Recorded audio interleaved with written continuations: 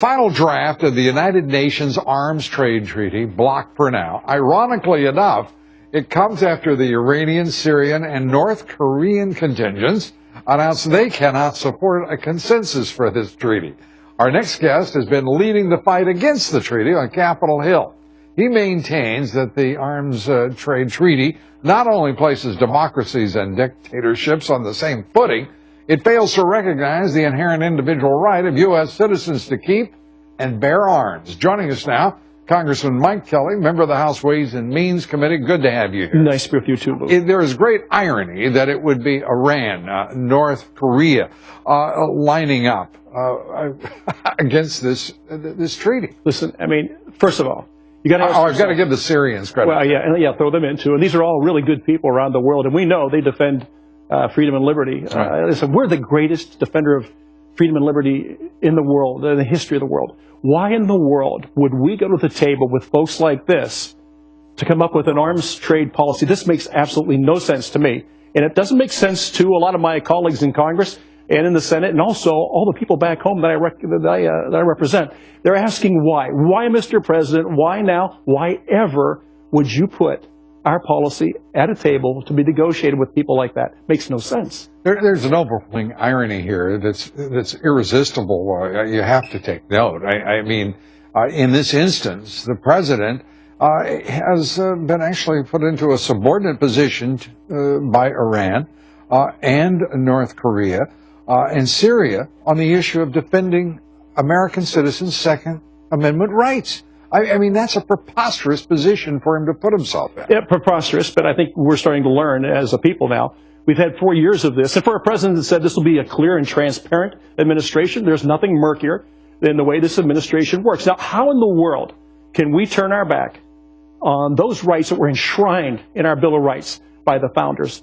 The right to keep and bear arms. My goodness, why would we put that on the table? And again, why would we go to the table with bad actors and give these type of tyrants and dictators the same voice that the United States of America has? Doesn't make sense. The president today saying, rather dramatically, that he just wants to shame us all into doing what he wants.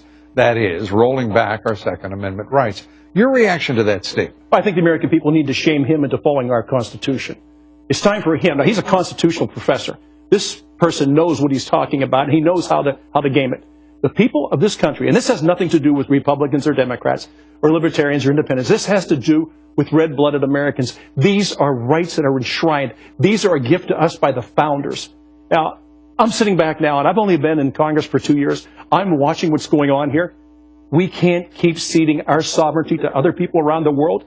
Not us, not the United States of America, not the greatest defender of personal freedom and liberty the world has ever known. Why? And I just say, this president has a different view of America than maybe you or I do, or the people that I represent in Western Pennsylvania. He's got this global vision that makes absolutely no sense to me.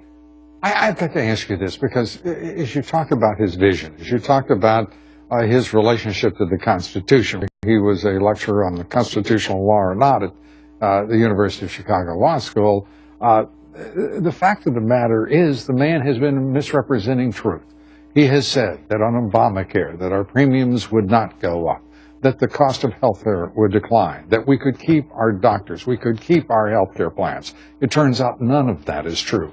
On the Second Amendment, he is talking, it is bizarre that there is no accountability for this administration on the issue of simple truth and the facts. Why are we putting up with this level of conduct out of our executive? Well, I think, first of all, the people have an opportunity to peaceably assemble to petition their government for redress of a grievance. We started something called the attpetition.com. American citizens can go and practice their First Amendment rights. Go to that site, attpetition.com, register your feelings on it, and we're going to get that to the president. He has got to start paying attention to the people of the United States. I'm astounded that people aren't rising up and saying more about it. We've been too quiet for too long, and I've got to tell you, maybe we've just reached that point where we feel, look, I mean, nobody's listening to us. Well, you know what? People are listening, and we need to get this treaty stopped, get it off the